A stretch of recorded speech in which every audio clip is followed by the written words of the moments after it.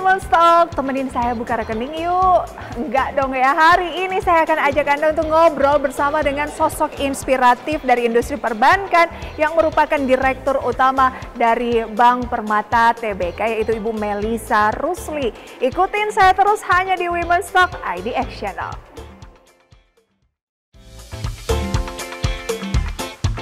Permata Bank dikenal sebagai salah satu bank komersial di Indonesia yang memiliki struktur permodalan kuat.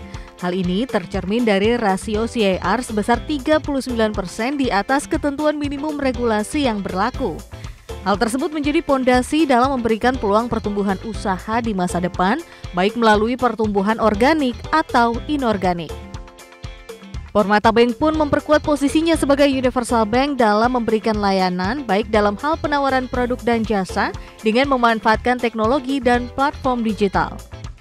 Lantas, bagaimana strategi dan target bisnis Permata Bank di tengah gejolak ekonomi global saat ini? Simak perbincangannya bersama dengan Direktur Utama PT Bank Permata Tbk, Melissa M. Rusli, hanya di Women's Talk.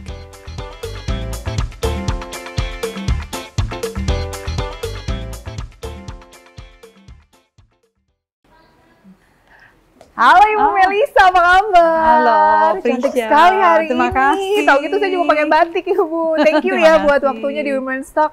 Ibu, ngomongin soal Permata Bank, Ibu sebagai pucuk pimpinannya. Mungkin kita sharing dulu ya, perkembangan Permata Bank sejauh ini seperti apa? Karena di sini kayaknya banyak nih pemirsa-pemirsa tuh yang merupakan investor di pasar modal. Dan ini kan dicatatkan kode sahamnya BNLI. Iya. Nah, dari segi kinerjanya mungkin, kemudian juga dari segi jumlah karyawan, seperti apa Ibu? Iya, makasih Tisha.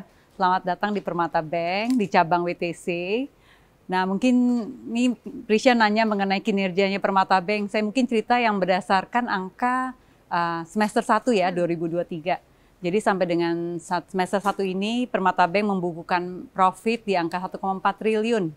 Nah itu sebenarnya udah hasil kinerja dari pendapatan yang tumbuh sebanyak 15%. Secara year on year. Dan juga kita berusaha untuk tetap menjaga pertumbuhan ini dengan kehati-hatiannya sebagai bagian daripada top 10 banks di Indonesia. Nah, tadi nanya mengenai jumlah karyawan. Jadi kita sampai saat ini kita memiliki 237 cabang di seluruh Indonesia dan jumlah karyawan kita itu sekitar 7.700 orang per semester 1 tahun ini. Oke, apa sih yang menjadi kontribusi utama dari lini mana Permata Bank ini? Ya, jadi kontribusi utama kami itu datang dari segmen korporasi dan juga yang kedua adalah dari segmen consumer khusus untuk produk mortgage. Seberapa penting sih Ibu, kenapa nasabah perlu mengikuti program tersebut? Ya, jadi mungkin yang paling penting saat ini adalah dengan adanya uncertainty daripada kondisi perekonomian, tapi kita secara perbankan kita tetap optimis walaupun tetap hati-hati.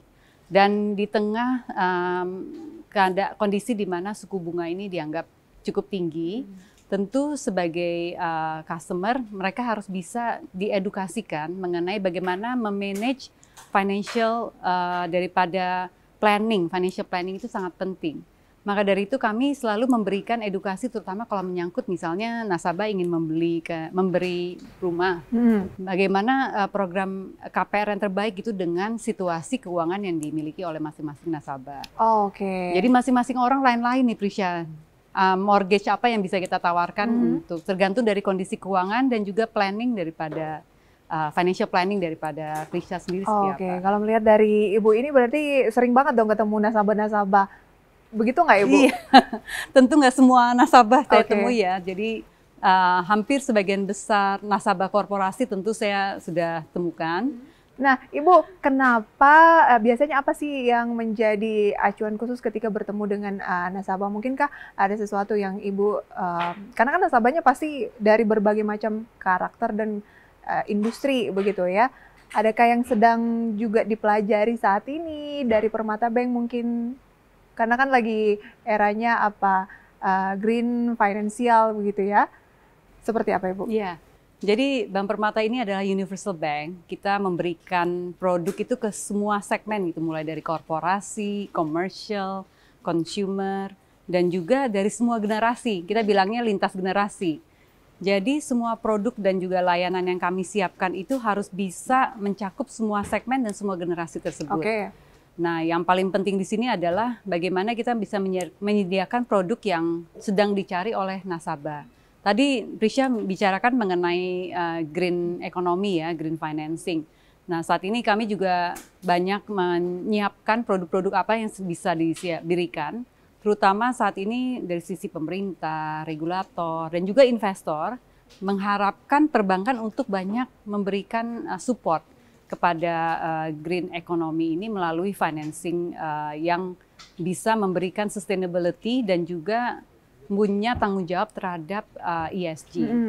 Nah, ini mungkin yang nanti suatu hari saya bisa kali ya bicarain lebih lanjut lagi. Tapi pada intinya adalah Permata Bank kita selalu support untuk memberikan kontribusi terhadap ekonomi hijau. Oke, salah satu mungkin sedikit saja supportnya saat ini dalam bentuk yang seperti apa, Ibu? Ya, jadi salah satu yang kami siapkan ini adalah melakukan konsultasi kepada nasabah-nasabah kami untuk mempersiapkan mereka menyiapkan proyek atau inisiatif untuk bisa masuk di dalam kategori daripada ekonomi hijau.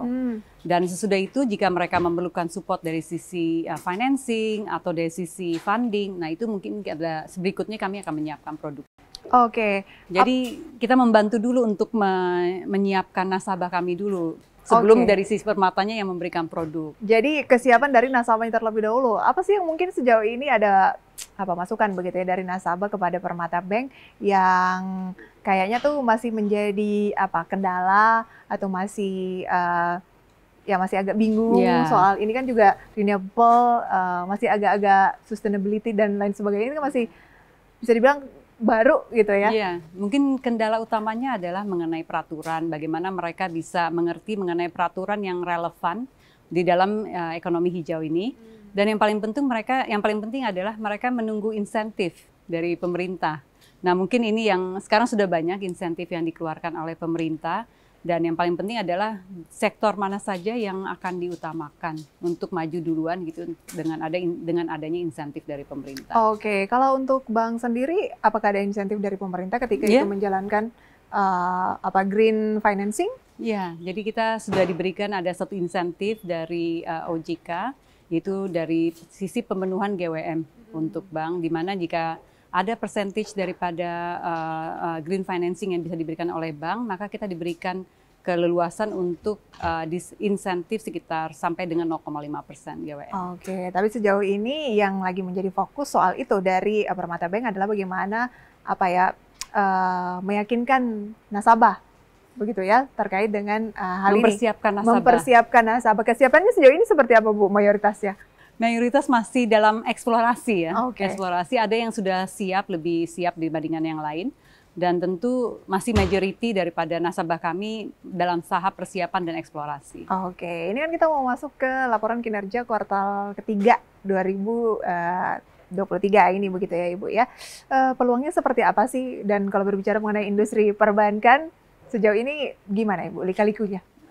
Jadi kalau kami lihat memang kami tetap optimis mengenai dalam menghadapi situasi saat ini, tentu dengan keberhati-hatian kami sebagai perbankan juga sangat penting.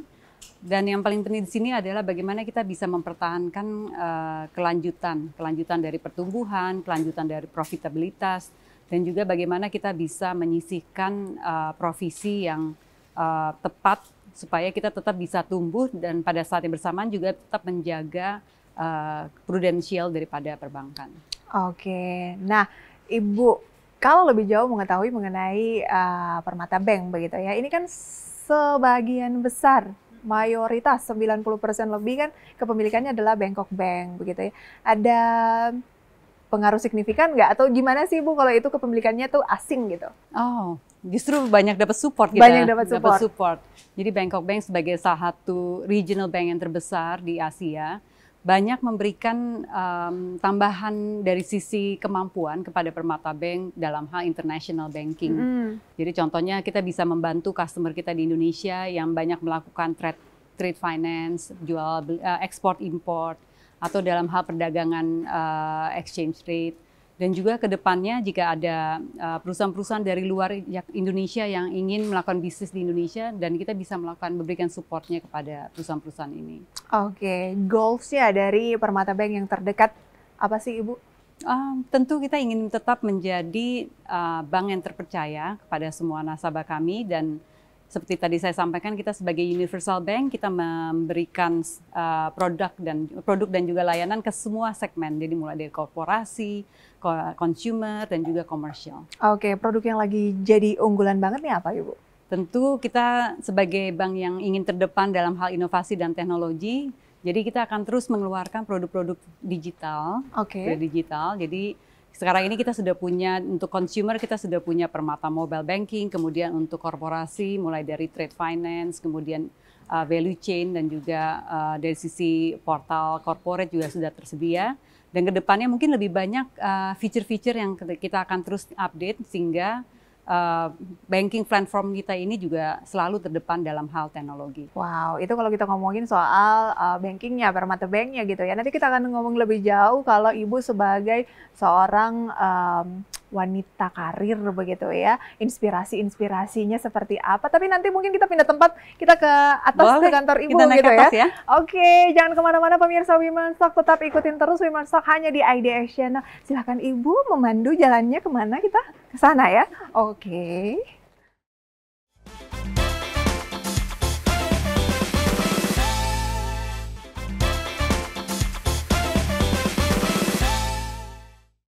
Terima kasih pemirsa, kembali bersama kami dan tentunya masih ditemani oleh wanita inspiratif. Kali ini ada Ibu Melisa. Ibu Melisa, tadi kan kita udah ngobrol-ngobrol banyak nih. Nah, sebagai pucuk pimpinan dari sebuah bank begitu ya, dengan banyak sekali cabang, kemudian juga tim pegawai begitu. Ada nggak sih Bu kadang yang menjadi pergumulan gitu? Kayak kekhawatiran mungkin di tengah ketidakpastian ekonomi kah atau apa? Wah, pertanyaannya bagus sekali ya. Ya, makasih Prisha. Tadi kita udah jalan-jalan di bawah. Kita udah lihat sendiri bagaimana Permata Bank di tengah ketidakpastian dalam sisi perekonomian dan juga banyak pertanyaan dari nasabah mengenai suku bunga, itu tetap diperlukan adalah suatu kestabilan. Jadi sebagai pemimpin, ya tentu saya harus bisa memberikan ketenangan dan juga kepastian dalam hal memberikan terutama guidance kepada tim bagaimana menghadapi uncertainty yang berada di luar, terutama ya gejolak perekonomian, apalagi dengan adanya isu dari sisi perang atau geopolitik yang saat ini sangat marak sekali. Ya tentu kita harus bisa memberikan kenyamanan juga dalam hal servis kita kepada nasabah dan juga memberikan keyakinan bahwa perekonomian kita masih dalam situasi yang bisa kita terkontrol oleh baik. Terutama tadi seperti saya ceritakan juga di bawah bahwa dari sisi regulator mereka sangat masih optimis ya, walaupun tetap cautious mengenai kondisi yang akan kita hadapi. Oke, balik lagi itu adalah meyakinkan para nasabah khususnya bahwa kondisi ekonomi Indonesia ini sedang baik-baik saja, tetapi ya kita tidak tidak menggampangkan situasi yang dari luar, tetap harus waspada. Gitu tetap harus waspada. Tapi kalau melihat perjalanan dari Ibu Melisa nih, dari awalnya teknik elektro ya, di UI, kemudian bisa sampai di titik saat ini, boleh di-share nggak Ibu lika-likunya tuh seperti apa? Pernah nggak sih Bu di fase-fase yang kayak apa ya namanya, anak kuliah tuh yang mencari kerja baru fresh graduate atau mulus-mulus aja? Ya pastilah ya, di setiap kondisi ada challenge. Dan mungkin challenge pertama yang saya hadapi pada waktu saya kuliah di Teknik Elektro UI adalah masuk sebagai kaum minoritas. Minoritas. Karena pada saat itu saya masuk di UI tahun 92. Itu saya hanya salah satu dari 10 orang mahasiswi yang belajar teknik elektro.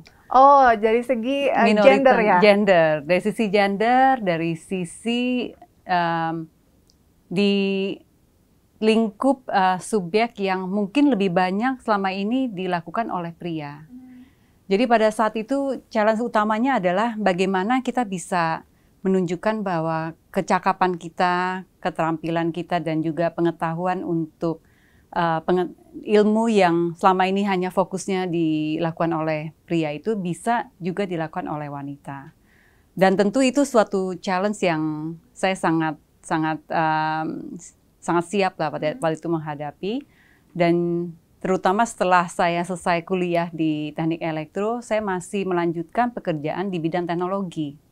Jadi waktu itu saya melanjutkan pekerjaan sebagai salah satu software engineer di salah satu perusahaan teknologi di Indonesia.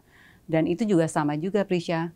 Dari sisi komunitasnya hampir sebagian besar adalah lelaki. Dan juga dari sisi orang yang saya harus hadapi juga rata-rata juga mungkin lebih banyak kaum prianya. Ya. Mungkin kalau dulu itu masih lebih sangat strict gitu ya, bahwa biasanya yang lead itu tuh laki-laki. Kalau sekarang kan mungkin agak udah mulai bergeser begitu ya. Tapi kan Ibu sempat mengalami itu sampai di titik ini, sempat di mana Ibu? Di Astra juga, kemudian jadi wakil di root dari Permata Bank, kemudian menjadi di root saat ini. Itu menghalaunya seperti apa sih? Mungkin bisa menjadi inspirasi untuk wanita-wanita di luar sana seperti saya juga dalam menghadapi tantangan-tantangan yang demikian. Iya, sebenarnya sih kalau dilihat dari hari ini, saya tidak melihat suatu challenge yang besar dibandingkan pada waktu saya kuliah. Karena pada saat itu mungkin jumlah perempuan yang pertama yang berkarir di industri yang banyak mayoritasnya laki-laki pada saat itu belum terlalu banyak. Cuman kalau saya lihat dalam waktu mungkin 10 tahun, 15 tahun selama ini, sudah banyak sekali sebenarnya kaum wanita yang mencapai level-level tertinggi di perusahaan. Tapi kalau di bank ini kan kayaknya yang pucuknya tuh baru 3 ya. Kalau nggak salah ya Permata Bank, kemudian OCBC, satunya lagi CIMB ya? Iya, iya. Tapi kalau lihat dari mayoritas di kaum pekerja di Permata Bank sendiri, kita mayoritas perempuan nih sekarang. Oh ya? Ya, jadi sekitar hampir 55% pekerja di Bank Permata adalah perempuan. Dan dari direksinya sendiri pun juga kami memiliki sepertiga dari direksi juga perempuan termasuk saya. Kok bisa? Apakah itu adalah program juga atau gimana? Nggak ada sih, itu semua karena ya masing-masing kita memiliki kompetensi yang bisa kita tunjukkan. Dan tentu bagaimana kita bisa menunjukkan leadership kita sebagai mau wanita atau perempuan. Jadi yang paling penting di sini adalah bagaimana kita memandang semua gender itu adalah equal. Okay. Jadi bukan dimajukan karena dia perempuan atau laki, tapi kita memiliki kesempatan yang sama. Oke, kesempatan yang sama. Nah, kira-kira satu lagi nih, apa sih Ibu yang perlu dimiliki oleh wanita agar pede gitu ya, pede dalam menyuarakan pendapat dalam berbagai hal, misalnya dalam meeting kah, atau dalam menegosiasikan sesuatu gitu. Kira-kira ada nggak masukan dari Ibu? Oh, yang paling penting adalah kepercayaan diri.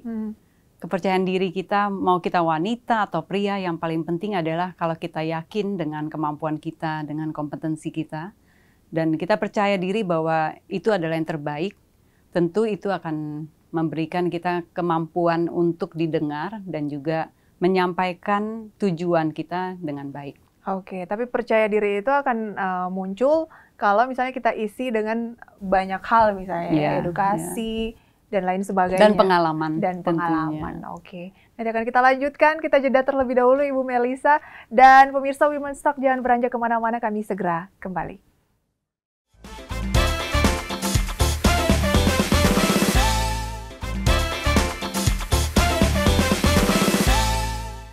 Terima kasih pemirsa Women's Talk, Anda masih bersama kami dan tentunya saya akan masih berbincang bersama dengan Direktur Utama dari Permata Bank, ada Ibu Melisa Rusli.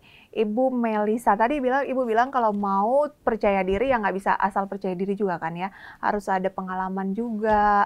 Nah, untuk mengisi pengalaman itu kan, nah itu yang kadang kayaknya tidak mudah begitu ya.